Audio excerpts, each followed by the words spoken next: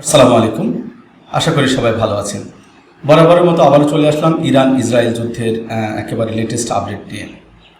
আজকের latest update হচ্ছে এই পর্যন্ত ইরান ইসরায়েলের প্রায় 10টি যুদ্ধ বিমানকে ভূপাতিত করেছে বলে তারা দাবি করেছে।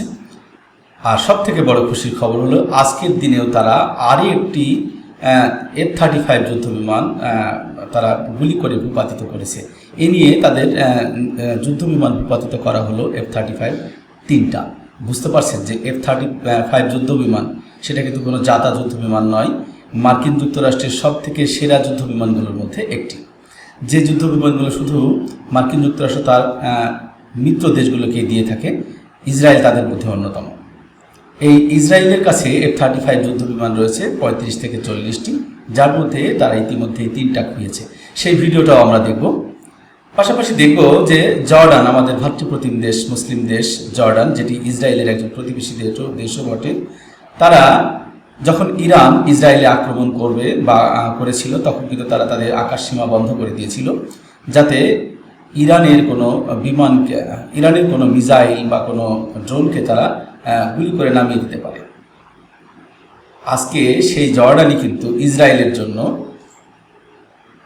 যে ইহুদি রাষ্ট্রটি 55,000 গাজার মানুষকে হত্যা করেছে, 1 থেকে 1.5 লক্ষ বা 2 লক্ষ মানুষকে আহত, পঙ্গু এবং একেবারে ছিন্ন বিচ্ছিন্ন করে দিয়েছে, পুরো গাজাকে ধ্বংসস্তূপে পরিণত করেছে। সেই ইসরায়েল যখন বিপদে পড়েছে, সেই ইসরায়েলের বিপদে প্রতিবেশী মুসলিম দেশ জর্ডান তার আকাশসীমা খুলে দিয়েছে। সে তো গেল একটি বিষয়। পাশাপাশি আমরা আরও যে খবর পাচ্ছি যে ইতিমধ্যেই ইরান ইসরায়েলের হাইফা নগরীতে আক্রমণ করেছে এবং আক্রমণ করে সেখানে শত শত মিসাইল আশ্রয় পড়েছে। ইতিমধ্যে যেটা জানা যাচ্ছে যে ইসরায়েলের প্রতিরক্ষা দপ্তর বা ডিফেন্স হেডকোয়ার্টার সেটা একেবারে ধুলোয় মিশিয়ে দেওয়া হয়েছে। আর একেবারে কিছুক্ষণ আগে পাওয়া খবরে জানা গেছে যে ইসরায়েলের যে প্রযুক্তির কেন্দ্র বা তথ্য প্রযুক্তির কেন্দ্র বা বিজ্ঞান প্রযুক্তির কেন্দ্র, সেই ওয়েস্ট ব্যাংক ইনস্টিটিউট ল্যাবকেও মাটির সঙ্গে গুঁড়িয়ে দেওয়া হচ্ছে। সেই ভিডিওগুলো আমরা একে একে দেখব। তো চলুন আমরা দেখা শুরু করি। তো আমরা প্রথমে দেখব যে কিভাবে ইরান ইসরায়েলের F-35 যুদ্ধ বিমানকে আকাশে পটকাবাজির মতো ফুটিয়ে তাকে নামিয়ে দিচ্ছে। তো চলুন দেখতে থাকি।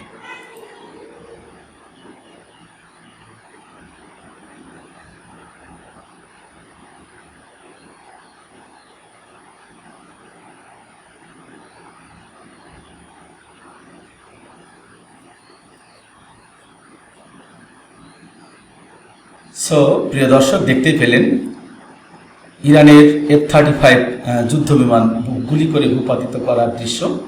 এখন আমরা দেখে নিব যে ইরান হাইফা নগরীতে যে আক্রমণ করেছে এবং ইসরায়েলের প্রতিরক্ষা সদর দপ্তরকে একেবারে ধুলে মিশিয়ে দিয়েছে, সেটার একটা ভিডিও চিত্র। তো চলুন দেখে আসি। এই যে এই পাশে রয়েছে কিন্তু প্রতিরক্ষা দপ্তরটি, এই যে টাওয়ারের সামনে কিছুক্ষণের মধ্যে দেখতে পাবেন।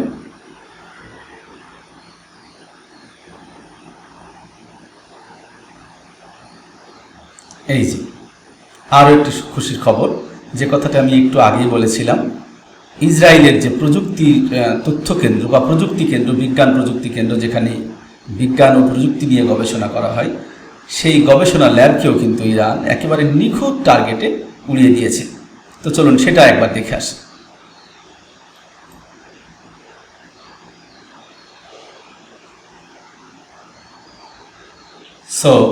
ডিয়ার ভিউয়ার্স, কি দেখলেন এবং কি বুঝলেন?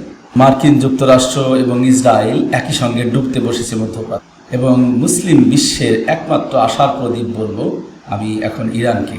পারমাণবিক বোমার অজুহাতে ইরানের উপর যে অন্যায্য আক্রমণ করেছে, সেই অন্যায্য আক্রমণ থেকে ইরান কিন্তু ঠিকই ঘুরে দাঁড়িয়েছে। ইরান সাময়িকভাবে তার কিছু বীর সেনা, কিছু বীর জেনারেল এবং কিছু নাগরিক হারালেও এবং হয়তো তার পারমাণবিক স্থাপনা ক্ষেত্রে কিছুটা ক্ষতি সাধন হয়েছে, কিন্তু একটা জিনিস আমাদের ভুলে গেলে চলবে না, যে ইরান গাজা নয়, ইরান লেবানন নয়, কিংবা ইরান সিরিয়া নয়। ইরান কিন্তু ইরান হচ্ছে পারস্যের সম্রাটের যোগ্য উত্তরসূরি। তারা এই জীবনে যত যুদ্ধ করেছে, তারা কোনো যুদ্ধে কিন্তু হারেনি। তাই আল্লাহ তাদেরকে তৌফিক দান করুক, তারা যেন এই মুসলমান এবং ইহুদি রাষ্ট্রটির বিরুদ্ধে যে যুদ্ধ, এই যুদ্ধে যেন তারা ইহুদিদের বিরুদ্ধে জয়লাভ করে এবং ইসরায়েলকে যেন তারা মাটির সঙ্গে মিশিয়ে দেয়। আসলে শুনে খুবই ভালো লাগছে যে ইসরায়েল নামক এই দুর্বৃত্ত রাষ্ট্রটি পশ্চিমাদের ছায়ায় বেড়ে ওঠা ছোট্ট একটা পুষ্কে রাষ্ট্র সারা মধ্যপ্রাচ্যকে কীভাবে ছিন্ন বিচ্ছিন্ন করে দিচ্ছিল।